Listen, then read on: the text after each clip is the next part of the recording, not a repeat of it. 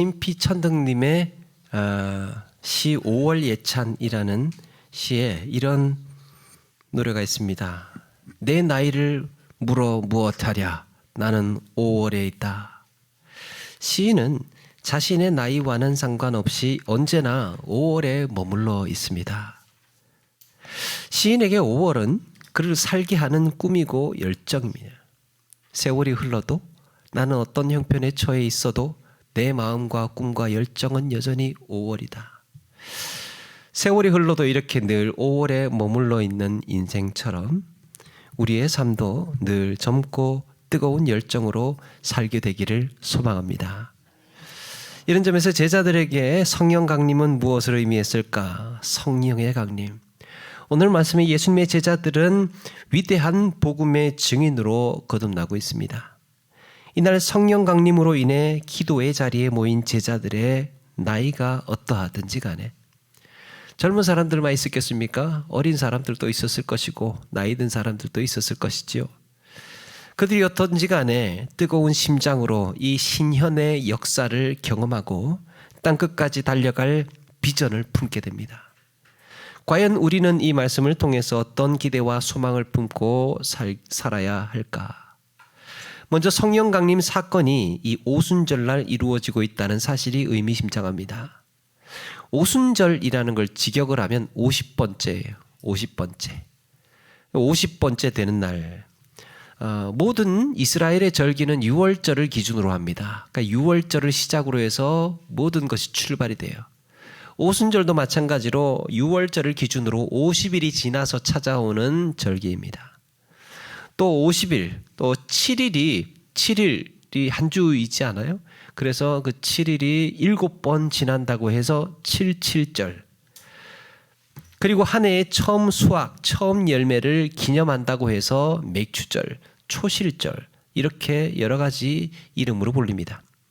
이 오순절이 초실절이라고 불렸다는 것이 그들에게는 의미가 있습니다. 과거에 이스라엘 백성들이 광야 생활을 할 때 그때는 농사를 짓지 않았죠. 그러다가 40년의 세월이 지나고 가나안 땅에 들어가게 됩니다.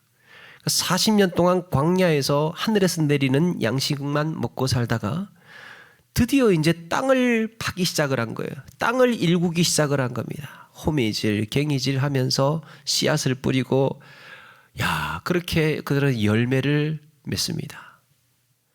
이때 이스라엘은 약속의 땅에서 얻은 첫 수확을 기념을 합니다. 이게 초실절이에요.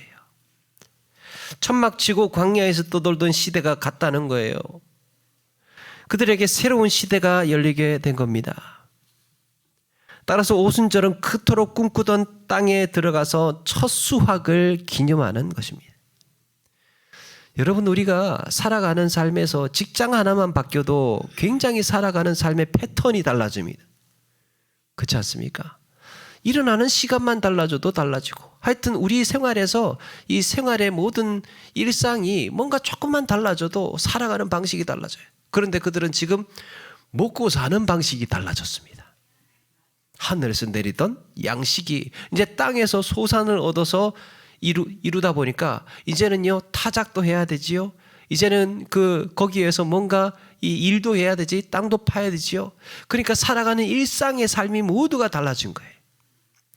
이렇게 본다면 오순절이 세계 각지에 흩어진 디아스포라 유대인들에게 얼마나 각별한 절기인지 모릅니다. 그런데 주목할 것은 이날 성령 강림이 이루어졌다는 거예요. 예수님께서 6월절에 어린 양이 되어서 십자가에 죽으시고 부활하신 이후에 40일 동안 제자들에게 나타났어요. 6월절 지나고 나서 77, 그러니까 이 7주가 지나면 오순절이죠. 근데 그 40일 동안을 예수님과 제자들이 함께 했습니다. 어쩌면 예수님은 이 50일이 지난 오순절을 염두에 두고 40일 동안 함께 계셨는지도 모르겠습니다. 그리고 성령이 우리의 마음속에 들어오신다는 것은 굉장한 신앙의 생활의 변화를 이야기를 합니다. 성령이 우리 마음에 오신다. 이거는요, 이제 돌판에 새겨진 혹은 책에 새겨진 하나님의 말씀이 아니라 내 안에 하나님의 법을 쓰는 사건이에요. 법이 쓰여지는 사건. 구약의 선지자들은 이렇게 예언했습니다. 너희 내 신을 너희 속에 두며 내가 나의 법을 그들 속에 두며 그들 그 마음에 기록할 것이다. 너희들의 마음에 이제 기록할 것이다. 이로 인해 우리 삶은 어떤 변화를 가져오는 것일까? 어떻게 변화되어야 하는 것일까? 성령이 우리 안에 오심으로 인하여서 우리는 어떤 변화된 삶을 살아가는 것일까? 이것은 오늘 성령 강림 사건 당시에 나타났던 세 가지 표적을 통해서 깨달을 수 있습니다. 첫 번째가 소리예요. 소리에 이적이 일어났어요. 하나님께서 세상에 자기를 나타내실 때, 이 창조 세계에 들어오셔서 자기를 나타내실 때 소리로 자기 존재를 밝히셨습니다. 소리. 에스겔 1장 24절에 생물들이 갈 때 내가 그 날개 소리를 들으니 많은 물소리와도 같으며 전능자의 음성과도 같으며. 전능자의 음성, 하나님의 음성을 에스겔이 언제 들었습니까? 그래서 주의 음성이라고 특정하지 못하고 많은 물소리가 확 들리는 큰 폭포수에서 물이 싹 쇄도할 때 그때 들리는 엄청난 압도적인 이 소리가, 그런데 그 소리가 정말 하나님의 전능자의 음성과도 같았다. 하나님의 음성이 있다면 이렇게 웅장하고 장엄하게 소리가 날 것이다. 하나님의 임재는 세상에서 뭐라고 딱히 구별하기 어려운 압도적인 이런 소리를 동반합니다. 시편 기자는 하나님의 임재가 온 땅에 임할 때를 가리켜서 소리로 표현을 했습니다. 하나님의 임재가 이 땅에 임할 때 그걸 하나님의 소리라고 했어요. 시편 29편 4절 이하에 보니까 여호와의 소리가 힘이 있으며 여호와의 소리가 위엄차도다. 여호와의 소리가 백향목을 꺾으시며. 얼마나 그 진동이 강하면 그 크고 튼튼한 백향목이 짜자작 갈라지겠습니까? 여호와의 소리가 화염을 가르시도다. 여호와의 소리가 광야를 진동하시며. 큰 땅이 흔들리는 거죠. 여호와의 소리가 암사슴을 낙태하게 하시고 살림을 맑게 벗기시니. 여호와의 소리는 사슴이 놀라서 낙태를 할 정도로 크고 놀라운 소리였습니다. 그 소리는 땅이 진동하고 온 산의 빽빽한 나무들이 다 떨림에 쓰러져서 맑게 벗겨질 민둥산이 되게 될 정도로 그렇게 강한 거였습니다. 이런 소리 앞에 인간은 두려움과 떨림으로 엎드립니다. 세상에 이런 소리 들어보지 못했어요. 뭔가 나를 압도하는 소리가 천지로 이렇게 막 떨린다고 생각을 해보세요. 이런 소리 앞에 인간은 엎드릴 수밖에 없는 것이죠. 그렇다면 이 소리는 무엇을 의미하는 걸까? 사도행전 1장 8절에 오직 성령이 너희에게 임하시면 너희가 권능을 받고 라고 했습니다. 성령이 강림하실 때 너희는 뭘 받을 거라고요? 권능을 받을 것이다. 바람 같은 소리는 바로 하나님의 권능을 상징하고 있습니다. 하나님의 권능. 그런 점에서 여기에 급하다라는 표현의 헬라어 단어가 페로메네스라는 말인데요. 이 급하다는 뭔가 속도를 이야기를 하는 게 아니에요. 뭔가 이렇게 빨리 진행된 게 아니고 상태를 의미한답니다. 이렇게 확 몰아치듯이 쇄도하는 상태. 몰아치듯이 그렇게 뭔가 이렇게 쇄도하는데 엄청난 이런 상태를 의미한답니다. 천지를 압도하듯이 으르렁거리는 이런 울림. 어떤 광고 카피에 보니까 사자가 자세를 바꾸면 밀림이 긴장한다. 사자가 자세를 바꾸면 밀림이 있던 그 사냥감들이 초식 동물들이 긴장을 한다는 거죠. 사자의 움직임은 이렇게 밀림을 긴장하게 합니다. 하나님의 움직임은 어떨까요? 하나님의 임재 가운데에 이 임재를 상징하는 소리가 사자의 표호와도 같이 온 예루살렘 천지를 울리고 진동하고 있습니다. 오순절을 지키려고 각국에 모여든 수많은 사람들이 바로 그 소리를 들은 거예요. 그 소리를. 예루살렘 어딘가에는 그렇게 서로 오랜만에 모여서 북적북적 수다를 떨고 이야기를 하다가도 이 우르르쾅쾅 하는 이 소리에 압도되어서 잠깐만 이거 무슨 소리냐 그러면서 멈추었을 겁니다. 분주하게 가던 발길을 멈추었을 것이고, 밥을 먹다가도 숟가락을 들고도 가만히 있었을 것이고, 빨래를 하다가도 이 방망이질을 하다가도 그 손을 멈췄을 겁니다. 도대체 이게 무슨 소리지? 모든 이들의 눈과 귀가 오로지 이렇게 하늘과 땅을 울리며 쇄도하는 바람 같은 소리에 집중했습니다. 절기를 지키러 왔던 예루살렘 사람들은 이렇게 웅장하고 귀한 소리에 놀라지 않을 수가 없었어요. 그리고는 이제 이게 도대체 무슨 소리냐? 어디에서 나는 소리냐? 어디에서 나는 소리냐? 그러면서 그 소리의 진원지를 따라서 너나 할 거 없이 수많은 사람들이 운집을 하게 됩니다. 그 소리가 시작된 그곳을 세계 각국에서 오순절을 지키기 위해 예루살렘에 와 있던 사람들은 하나님의 이 권능 앞에 모여들고 있었습니다. 하나님의 권능 앞에 모여들어요. 여러분, 사람이 뭔가를 믿게 될 때, 하나님을 믿게 될 때 어떻게 믿게 되느냐? 사람이 엎드리고 믿음으로 나아가고 순종하는 이유는 뭐냐? 성경은요, 논리적으로 기록이 되지 않았습니다. 말이 안 되는 곳이 많아요. 우리의 언변도 뛰어나지 않습니다. 그런데 어떻게 사람들은 하나님 앞에 이렇게 나오고 하나님 앞에 예배하고 헌신하고 순종하고 따르겠습니까?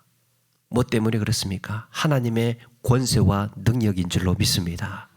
하나님의 권능이에요, 권능. 복음 전도는 우리의 말솜씨로 누군가를 설득하는 것이 아니라 하나님의 권능 앞에 나오게 하는 일이에요. 하나님의 권능 앞에. 우주 만물을 창조하신 하나님의 권능, 믿는 자들에게 영생을 주시는 그리스도의 권능, 이날 성령께서 오심으로 우리가 누리게 될 영광은 이 권능이 증인으로 세워지게 될 믿는 자들에게 우리에게 임하였다는 거예요. 그렇게 임한 권능을 보고 수많은 사람들이 모여들었던 거죠. 권세와 능력이 있는 곳에 나오는 것입니다. 엎드리기 위해서, 예배하기 위해서.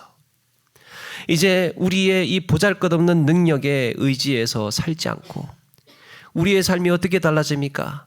지금까지는 내 능력에 의지해서 살았어요. 지금까지는 내가 가진 지식에 의지해서 살았습니다.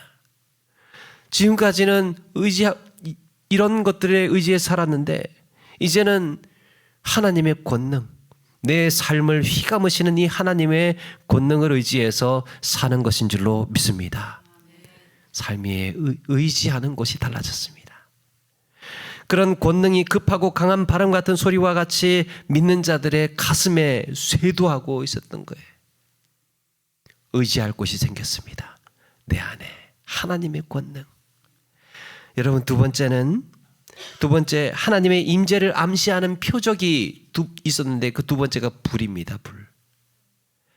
3절에 보니까 마치 불의 혀처럼 갈라지는 것들이 그들에게 보여 각 사람 위에 하나씩 임하였더니 불.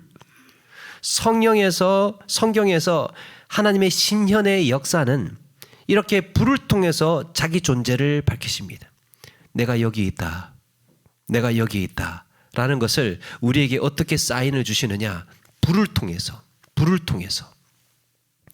이스라엘의 아합 왕이 엘리야를 잡으려고 군사를 보내죠. 군사 50명을 보내니까 엘리야가 기도합니다. 그러니까 하늘에서 불이 내려와서 군사 50명이 순식간에 불살라 버렸습니다. 솔로몬이 성전 건축을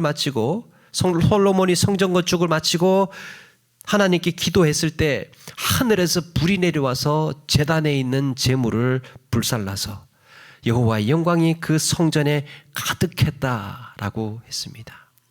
하나님의 영광, 하나님의 임재가 임하기 전에 번제물을 불살르고 그 다음에 오셨다는 것. 바로 그 불이 이제는 각 사람에게 임하여 있다는 거예요. 자, 이 불은 무엇을 의미할까? 불. 성경에서 하나님의 임재와 불의 인상적인 장면이 하나 있습니다. 하나님께서 임재하신 것과 불과의 관련성이 아주 인상적으로 보여지는 곳이 있는데, 모세가 미디안 광야에서 양을 치고 있을 때 어쩌다가 호렙산이라는 곳을 오르게 됩니다. 호렙산으로 올라가서 가만히 보니까 떨기나무 가운데에 불이 꺼지지 않고 있는 거예요. 야, 신기하다. 세상에 불이 있으면 나무가 없어져야 되는데 아무리 오래 지켜보고 있어도 불은 불대로 타고 있고 떨기나무는 그대로 있는 거예요. 그래서 모세가 그 광경을 보면서 뭐라고 하느냐? 내가 돌이켜 가서 이 큰 광경을 보리라. 이거는 흔히 있는 일이 아니야. 내가 돌이켜 가서 이 큰 광경이 어떻게 된 일인지를 자세히 한번 봐야 되겠다. 그러면서 모세는 떨기나무 쪽으로 다가갑니다. 그때 하나님께서 말씀하십니다. 이리로 가까이 오지 말라. 네가 선 곳은 거룩한 땅이니 네 발에 신을 벗어라. 가까이 오지 마라. 이곳은 거룩한 땅이다. 네 발에 신을 벗어라. 신부터 벗어라. 그래서 하나님의 임재의 현장에 불이 있다는 것은 정결을 상징하는 겁니다. 하나님의 거룩함, 하나님의 깨끗게 하심, 하나님의 정결, 이 불로 인하여서 하나님 앞에 나아갈 때 먼저 번제와 같이 그들의 부정함이 완전히 태워져야 하나님의 앞에 나아갈 수가 있습니다. 세례 요한이 말한 바와 같이 물로 씻어서 세례를 받는 것과 아울러서 그분이 오시면, 그리스도께서 오시면, 메시아가 오시면 성령과 불로 세례 받는 것도 일종의 정결의 수단이 되는 거예요. 성령과 불로. 이사야 선지자는 성전에 가득한 하나님의 영광을 보고 탄식합니다. 화로다 나여 망하게 되었도다. 나는 입술이 부정한 사람이요 나는 입술이 부정한 백성 중에 거주하면서 만군의 여호와이신 왕을 배웠음이로다. 이 만군의 여호와이신 왕을 뵌 데에 결격 사유가 자기는 부정한 입술이라고 생각을 했습니다.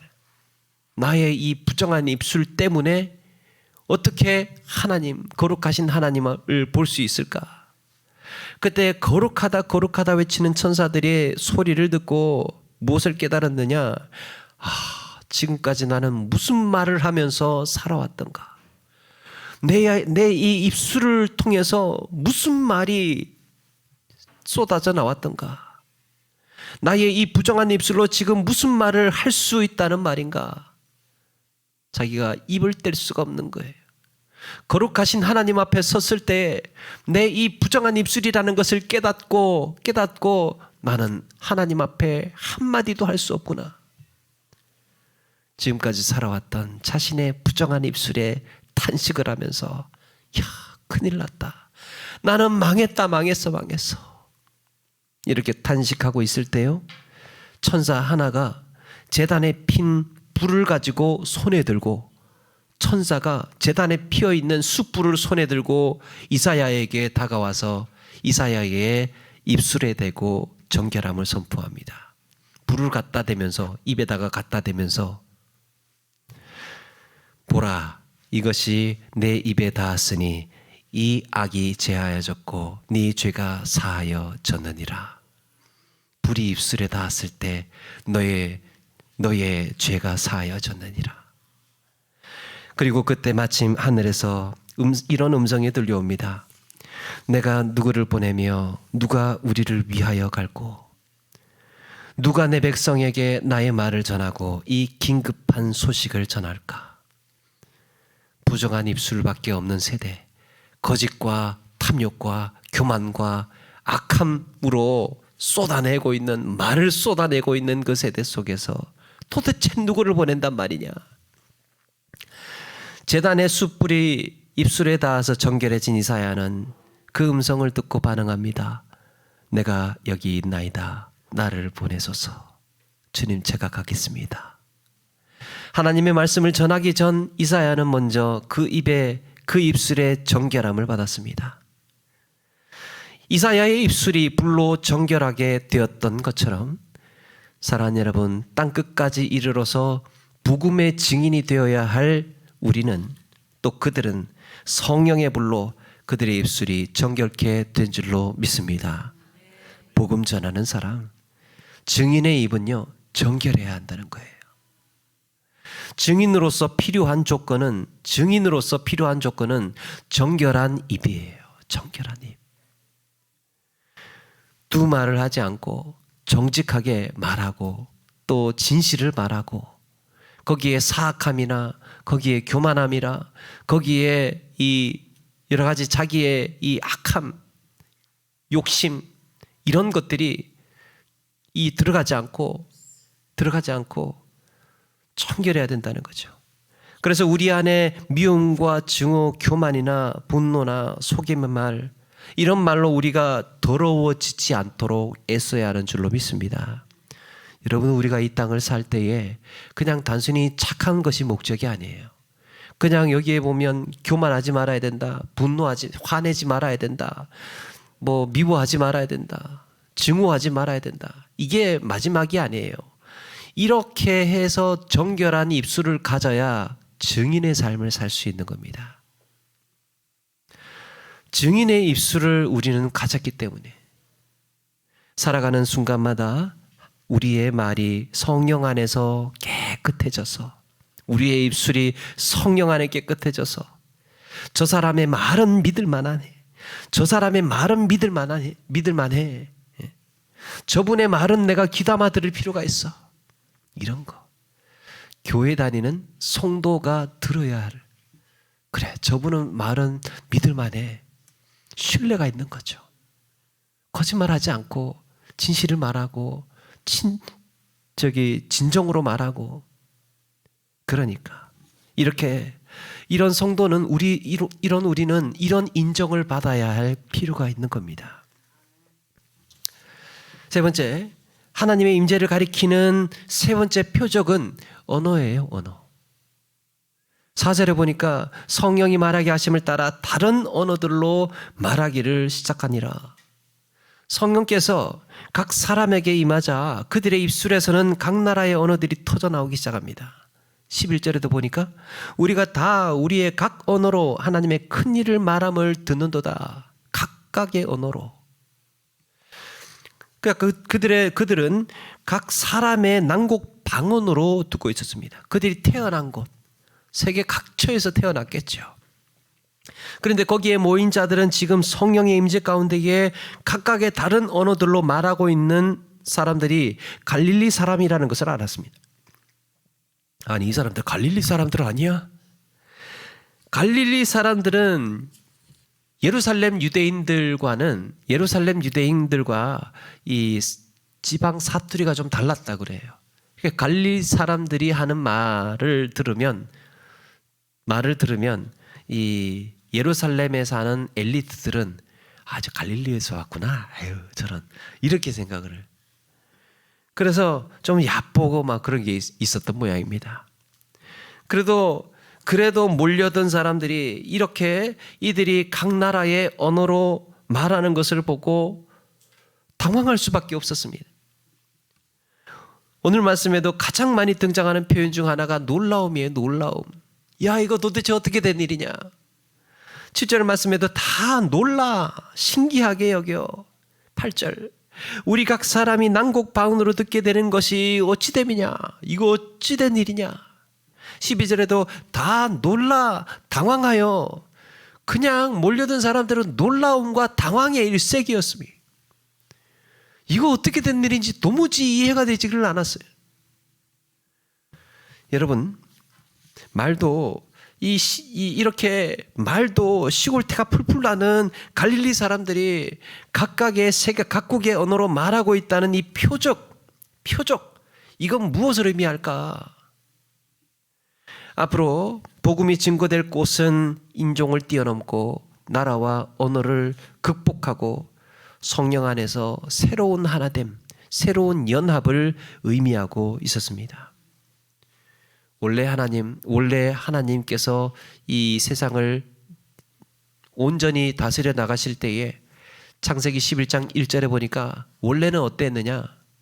온 땅의 언어가 하나요, 말이 하나였더라 그랬습니다.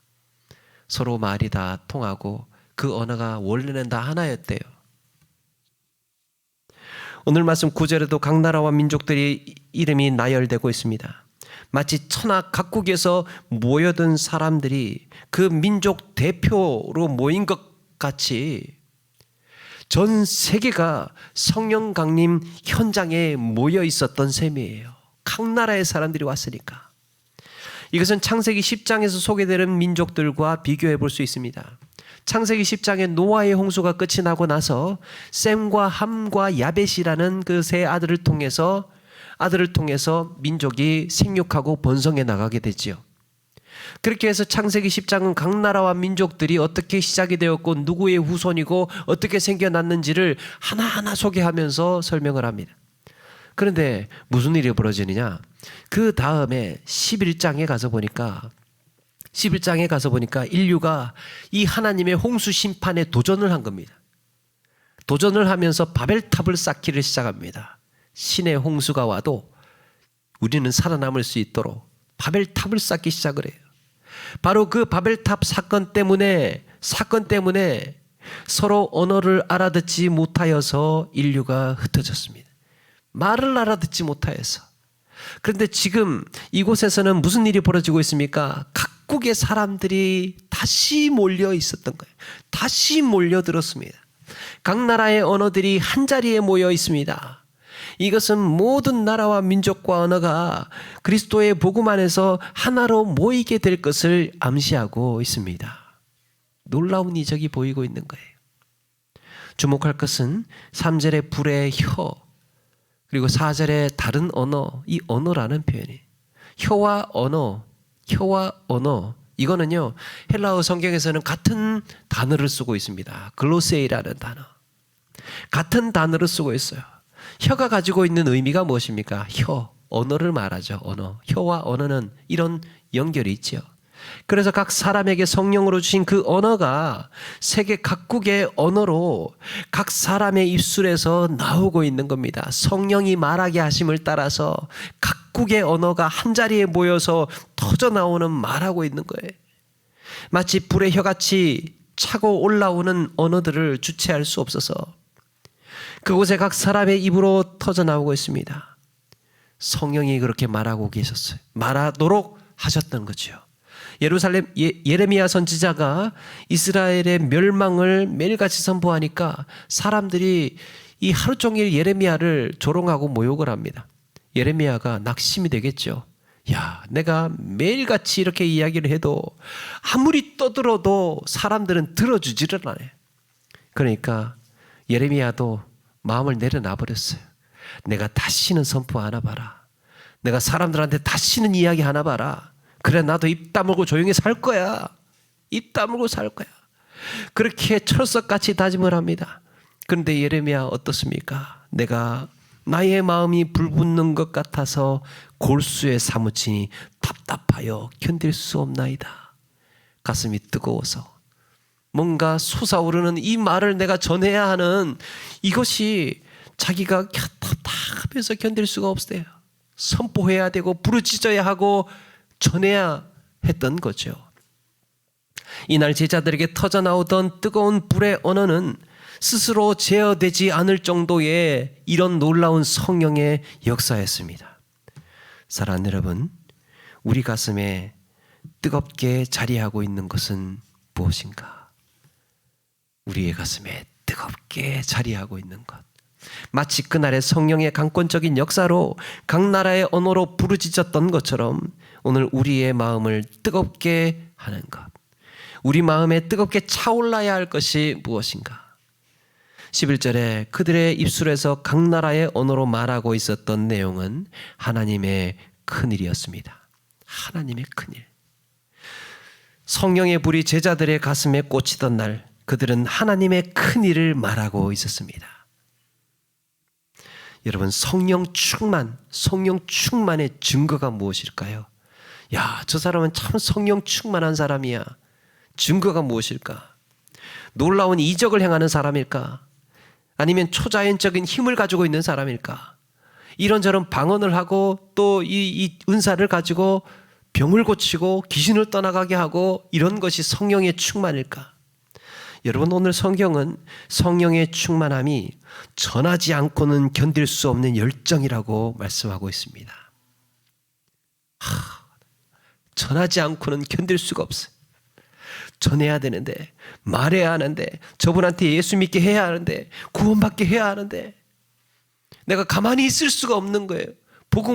이 복음을 전하지 않고는 견딜 수가 없는, 이것이 그 자리에 부르짖어 기도하던 제자들의 가슴을 뜨겁게 했고, 앞으로 어떻게 살아야 할지 그 이유와 목적이 여기에 있었습니다. 성령 받고 난 다음에 전해야 되겠다. 성령 받고 난 다음에. 한편으로 이것은요, 다른 의미로 본다면 전도자에게 필요한 자질이라고도 할 수 있습니다. 사람의 언변이나 논리나 설득보다도 살아계신 하나님의 권능을 믿고 정결한 입술로 증인이 되라고 가르치고 있어요. 그렇게 보면 전도는 언변이 뛰어나고 논리적인 실력이 있고 누군가를 설득시킬 자신이 있는 사람이 한다라기보다는 하나님의 권능을 의지하고 정결한 입술로 뜨거운 열정으로 나아가는 사람에게 이렇게 쓰임받는 것은 아닐까, 다시 한번 돌아보게 됩니다. 성령이 내 안에 이렇게 충만하여져서 정말 언제 어디서나 이 복음을 전하는 자가 되어야 함을 말씀합니다. 이런 그리스도인으로 살아갈 우리 모두가 되시기를 바랍니다. 사무엘 울만이라는 시인은 청춘을 말하면서 세월은 우리의 주름살을 늘게 하지만 열정을 가진 마음을 시들게 하지는 못한다 그랬습니다. 그러면서 나이를 먹는다고 사람이 늙는 게 아니래요. 나이를 먹는다고 늙는 게 아니라 이상을 잃어버렸을 때 비로소 늙는 것이다 라고 했습니다. 이상을 잃어버렸을 때, 내가 살아가는 이유와 목적을 잃어버렸을 때 사람이 늙는데요. 사도 바울은 그래서 우리의 겉사람은 낡아지나 우리 속사람은 날로 새로워지는도다 라고 했습니다. 세월이 지나도, 시간이 지나도 우리 속사람은 날로 새로워져서 이 청년 정신, 청년의 기쁨과 그 열정과 그 마음으로 하나님의 권능을 의지하고 정결한 입술의 증인이 되어서 전하지 않고는 견딜 수 없는 열정이 있다면 우리의 삶은 여전히 5월이며 청춘인 줄로 믿습니다. 그러므로 성도의 삶은 주님이 주신 영원한 젊음으로 사는, 성도의 삶은 주님이 주신 영원한 젊음으로 사는, 신앙이 건강하다는 것은 마음이 젊다는 거예요. 마음이 젊다. 신앙이 건강하다는 것. 마음이 청년이라는 겁니다. 그래서 하나님 앞에 하나님의 비전을 가지고 성령이 충만한 사람은 언제나 이 마음이 청춘이에요. 청춘. 이 땅을 사는 동안 이 젊음을 늘 간직하시고 내 안에 임하신 성령의 인도하심을 따라서 영광스러운 증인의 삶을 사시는 저와 여러분 되기를 주의 이름으로 축원합니다.